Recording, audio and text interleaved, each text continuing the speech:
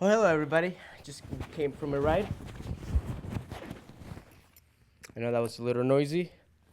Today we have a really good show.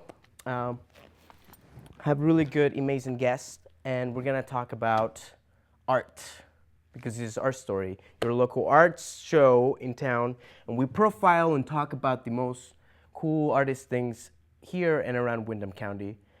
So, talking about that, look at my guests right here. We have Susan Rosano and Elena Mori. Elena is director and founder of the Mahalo Art Center. She's also, let me look at my notes real quick, because I folded this a little bit too much. She's a psychotherapist, a drama therapist of the North American Drama Association. And Susan, you are also a therapist of the art department. You're a consultant and educator and master artist in teaching. So we have really good people. Let me move my helmet really quick. So Susan, Yes. how are you doing? Good, thank you. That's good. Thank you for coming on the show. You're welcome. Good. Happy to be here. Yes, I'm glad. Excited. We also work together at the also work together at the Art Council. Right. Yeah, Arts Council of Windham County. which is what brings the show together. So, Yes. so can you tell me a little bit of what you do? Yeah, I am an expressive arts therapist, and I use art to help people express their feelings. And mostly that kind of expression is done in a hospital, or it could be done in a hospice program, could be done in a senior center, could be done in a children's hospital, any sort of setting that is related to healthcare. Because when people end up in a healthcare setting, they're usually emotionally upset. And so using the arts to help them is calming and relaxing, and it gets the fear out onto the paper or whatever it is that you're doing with Mm-hmm. them. Oh wow! How long have you been doing that for? I've been doing that for 15 years, Oh, and most of my work was in Connecticut. I've just moved to Vermont. I've been here for 2 years now. oh nice. Me too. Yeah. It's beautiful here. Oh, it's And really quite. Mm-hmm. yeah, and most of the time in Connecticut, I worked in a hospice program. So I worked with terminally ill patients, and any age, from little babies all the way up to 106-year-old people, Wow. and helping them to express how they feel about ending or leaving this life, and working with the families as well. Mm-hmm. Wow. That was It's, awesome work. yeah, it sounds like you had a lot of amazing experience out of like, I mean, I can imagine how, knowing that is like their death is certain. Like, how do people feel? Like, well, I guess what is the thing that you got the most from that? Well, people usually, by the time I would see them, would be in a pretty accepting place Mm. of that they were going to be leaving this world, and they weren't really sure exactly when and how long they would have. Some people I ended up working with for a couple of years because they'd still be in the hospice program, but they weren't dying right away. And typically, when I went in there, my whole purpose was to help them to understand that they had a great life and find different ways to do that. So they usually enjoyed my visits, and actually really look forward to having me come. A lot of times I would work with stories, ask them to tell me, for instance, a story of where they met their mate, Mm-hmm. and then I would write it all down, and then edit that with the person, and just kind of work back and forth with them if I had the time to do that, into turning it into a little story about how they met their mate. And then at times I would have them do some artwork on a piece of paper that I could put through my computer, and I would print their story out on the artwork that they did. Whether it was just splashing a piece of paper with watercolor, or however much they wanted to get into it. And it turned into what we would call a legacy project and gift for the family. So then when the person passed away, the Yeah, family that- would have their words. That's that they beautiful. said. Thank That's you. beautiful. Yeah. That was great. before. So what other stuff did you? So you're an artist, and like any artist, you do a lot of different stuff. I'm sure. Right. What other stuff do you do? Or do you like to do? I guess. Oh, I'm a mosaic artist, Mm. and I have my work in a couple of galleries around here. And I really love making mosaics. It's my passion.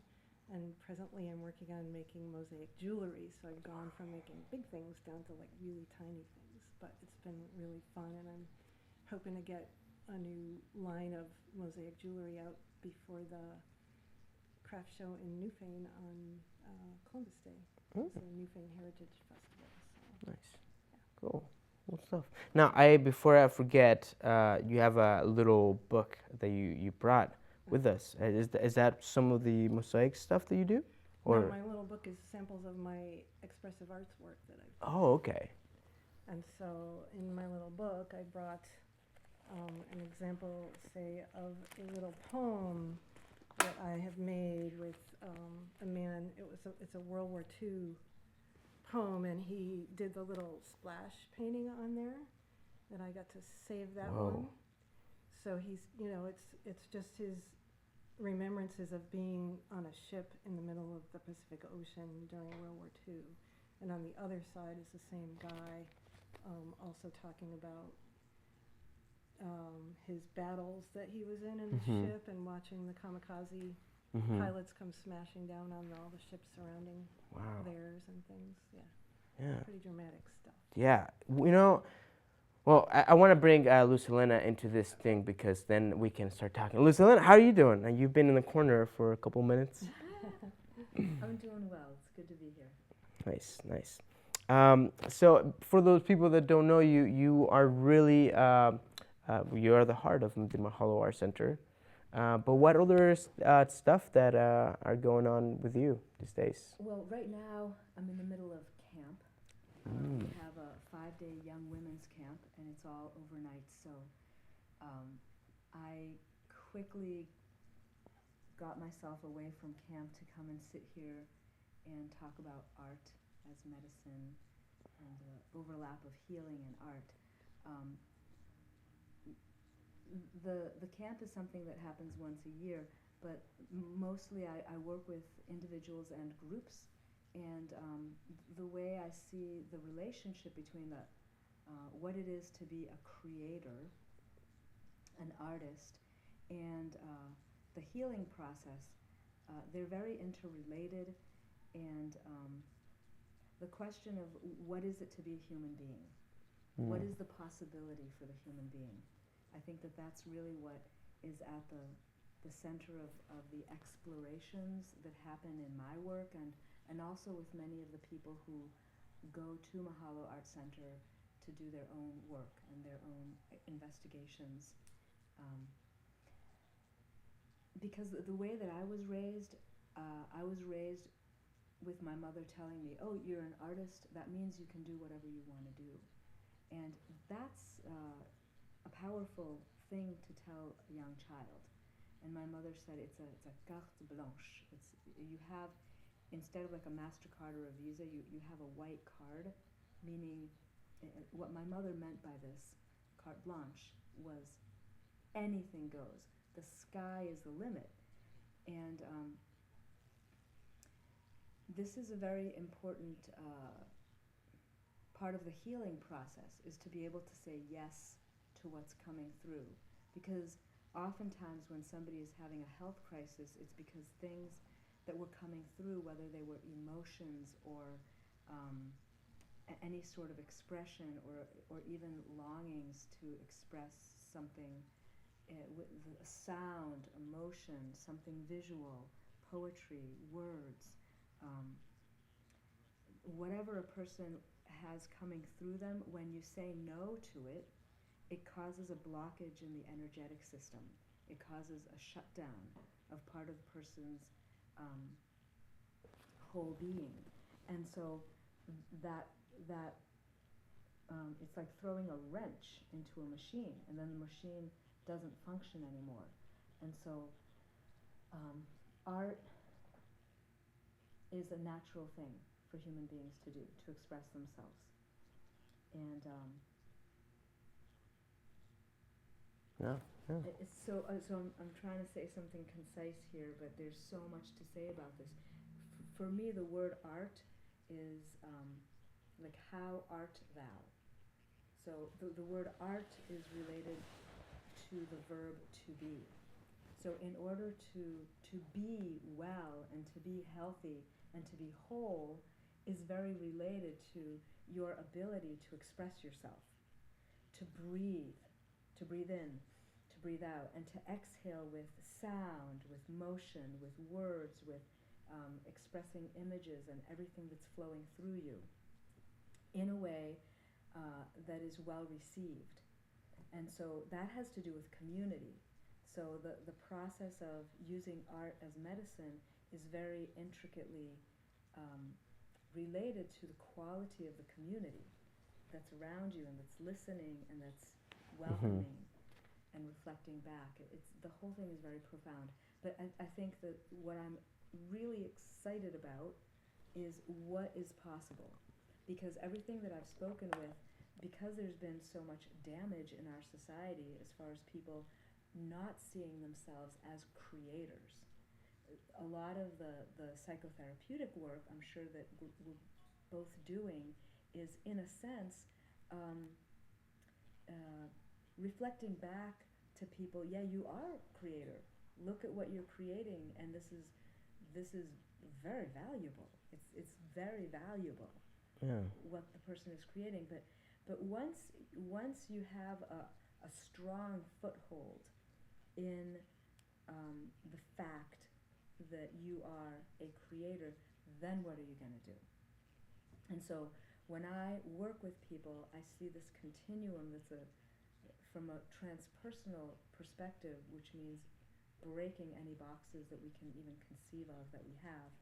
You have the healing process, meaning these things happened in my past, and I'm going to work through them and become bigger than them, integrate them, have them be part of me, have them be something that gives me strength, and that informs my future in a way that is beautiful and can make me be more satisfied and a healthy, productive part of Member this of the planet. Yeah, but once you get to that stage, and it's not so linear, there's a lot of overlap, then you're channeling forth new horizons.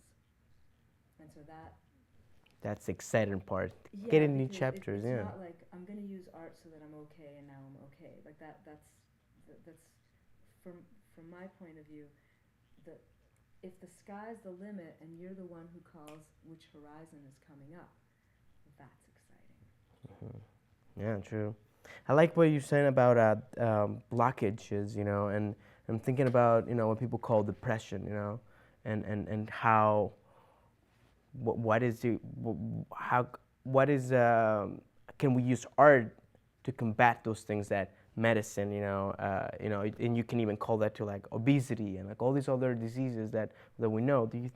Have you dealt with depression a lot in your time? And can you talk a little bit about how you dealt with that depression? Yeah, in the same realm of letting go of the things that are inside that are causing, and I agree that it's blockages that people get. It brings a person to a better understanding of themselves when they can do something that can open them up and allow them to see some of these things that have been held on to that are not expressed out of them. And depression really is, it's kind of anger turned inside of yourself. That's really kind of like a typical explanation of what it would be. But, if you get angry about something and you can't do anything about it, then you start getting angry at yourself, and then it sort of sinks into something different.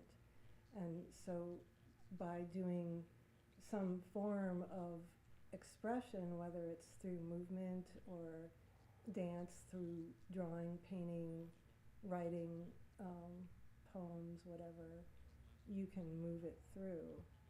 And being a therapist, my role is to help direct that person to move these things through.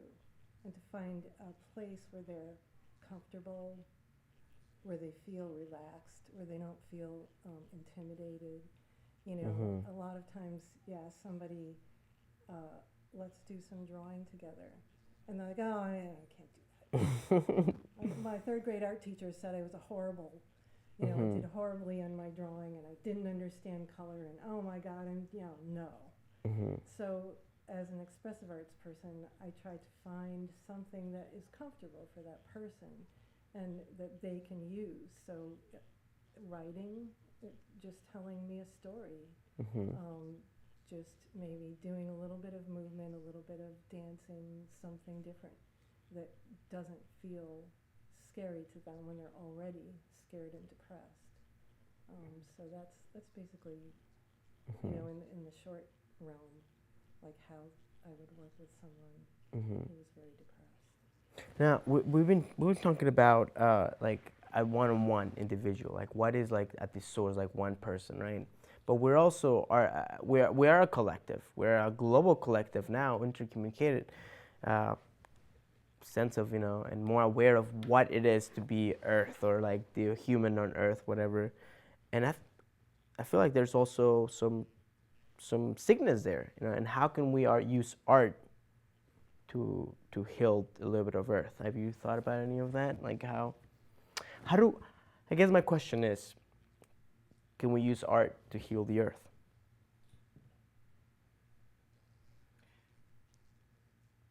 Oh, I have an example of a project, and I'm not sure what you mean by heal the earth. Are you talking about healing all the people on earth? Well, yes, but also like being creative, because being creative is not just one thing. We Mm-hmm. have a lot of problems in the ocean, right? At rising, and we have floods here and there, and there's invasive species. I want to share this story because I thought it was really cool, and I thought it's how art came into the rescue for this environmental problem. In Africa, I forget the country, but there was a place in Africa where this invasive water plant was taking all over the whole area, right? And the fishermen were trying to swim. They lived because of the fish, Yeah. and they couldn't do that anymore because it was full of this vine, right? So art came into help by some lady had the idea. What if we use all this stuff that we can't eat? They couldn't eat this vine, like it was just they couldn't eat it. What if we get it, harvest it, and make threads out of it, and then create any kinds of chairs, like bags. So they did that, and they almost exterminated the whole thing because there was a market now that just thrived on this vine that was not good for food. It was kind of just there, and so I guess that's what I was thinking there. Be creative with the problems that we have. We can use some art. Yes. Yeah, it's like when life gives you lemons, make lemonade. And whenever I heard that, I thought, oh yeah, lemons, lemonade. But what if we didn't know what lemons are? So if life gives you this, make whatever this can make Mm-hmm. with those vines. So that took some creativity to say, that's the challenge can become the solution. Mm-hmm. Yeah. That takes a creative mind. And that's something that is I don't know what the words are exactly. I feel like there's like an epidemic of people who are not able to be creative, and Mm-hmm. it's really alarming because you have more and more children from young ages going through this public school process, and That kills the creativity almost. if they're not able to be creative, and then they're always on their little machines, and they're inundating themselves with images and stimuli that's not really coming from within, and it's not really being inspired by their experiences in nature and really touching on their own energy and nerve endings and sensory bodies and beings, then uh, it's it's not healthy. It's not healthy. So when you say how can we use our way of being, really, our artwork is our way of being. How can we use that to, um, when you say help the earth, I'm just wondering, you know, how does our way of being, we really have to ask ourselves, how does our way of being interact with nature, which is all around us, and we're part of nature. Mm-hmm. And so this is really, um, it's very important. It's very important, I feel, to have lives that are ever more engaged with nature in a grateful way, in an appreciative way, in a curious way, in a way that engenders respect and a longing for more intimacy with the natural environment. And I think that the way is opening up. More and more people are doing this. Mm-hmm. More and more people are seeing that that's satisfying. In one of my earliest trainings that I attended, this was almost 30 years ago. It was probably an 8-month process where we explored our relationships with our own mothers for 8 months. Exploring our relationships with our mothers and exploring our relationships with the earth. And as we did this very deep therapeutic work through sound, movement, story, poetry, using drawings, but it was a drama therapy intensive with my mentor, Saphira Linden from Boston, and she's a trainer for the North American Drama Therapy Association, which is what I'm part of. This kind of work where you're going in, you're diving in deep to not only your own inner terrain, your own inner wilderness, but your own relationship with your perception of the whole world. I mean, that's really what we need to, from my perspective, that's what we need to do in order to really address those issues. Because if we try to address issues of what's going on in the world and what can we do with the world from a very cerebral place and a kind of disembodied, impersonal place, we get disembodied, impersonal, cerebral kind of experiences and answers. And I'm not saying that they're not going to be valuable in some way, but I think we need to get into the essence, into the center of the breath, into the center of the experience of the connection with our breath, with our bodies, and with being in nature. And then from these deep experiences comes the guidance for what needs to happen, if that's what we care about, is the future of our species, and our planet. Yes. So there was other questions that I wanted to ask, like addiction and all this stuff, and I think that's more for other times because we're dealing with some good stuff. But if you can tell something to a person, I guess just now one thing that you think might help people watching this in the art department to help find themselves, what would it be? You know what I mean? Yeah, I would say just to spend some time experimenting in things that you're drawn to, things that you feel excited about, that are creative things that you sort of make up in your head.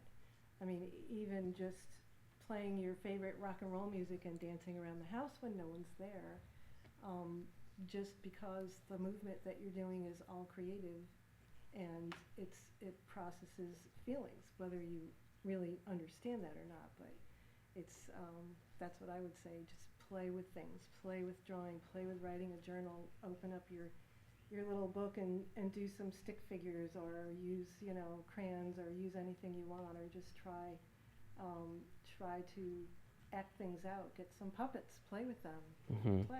Play is great. Play is creative. Yes. Yeah. Play. Yeah. Elena, Les? I would say that the same thing, and it might be even an impulse that you're walking down the sidewalk and you might not be picking up a paper to draw, but you might feel moved to go this way, and you might feel moved to talk to this person. So it may be a movement thing that happens during your day. It may be to go and stand at the edge of your property or at the edge of some field. It may be to make something architectural with sticks. It might be to do something with sound and rhythm, and it could be anything. Could be rhythmic, any kind of expression. So I just want to say yes to everything Susan said and just go for it. And then the other thing would be, if you have a memory when you were young that somebody said, you can't sing, you can't draw, you can't do this, you shouldn't be dancing or whatever, see if you can have like a really kind friend with you and just act out that scene again. You know, where the teacher said, that is not okay. Look class, look at the tree that Susan drew. That is not how you draw a tree, right? Then see if your friend would say, oh, Susan, and I'm being Susan's teacher now. Susan, I have never seen a tree like this before. Look, class, have you ever seen a tree like this? Isn't this wonderful? Isn't this magnificent? I am so amazed. Wonderful, Susan. I hope you keep drawing. So, because in my work I've heard so many people say, this is when it happened. The teacher told me I can't sing. Instead of saying, that's quite sounds you're making. I like those sounds you're making. Let's see how we can work with this. Mm-hmm. To say yes to your sounds, yes to your expression. So go back and think of whatever happened when you were little. Do a what do you call it? Like a rerun. Well, and yes. Like take two. Yes, take two. We want to ditch that scene. That scene was not good. Yeah. Let's act that scene out again with a really wonderful person saying yes. Yes to your expression. Yes. And for all of you people out there that know kids, interact with kids, I think most of us know a couple of kids or maybe don't. Be good to them because we need them good. Don't ruin them by telling them that they can't do something because you can. So if you're a kid, you're watching this, you can do it. You can totally do it. You can do whatever you want, except, well, there's a few things, like don't go hitting No people bullying. and don't. Actually, there's a whole list, but that's another show. Things you can do. We'll talk about it later. Thank you so much for coming to the show. And yeah, art is medicine. And again, thank you. Thank you so much. Thank you for having me. Thank you. Have a good day. And this was ArtStory. All right, I have to go now because it's late and I have to go home.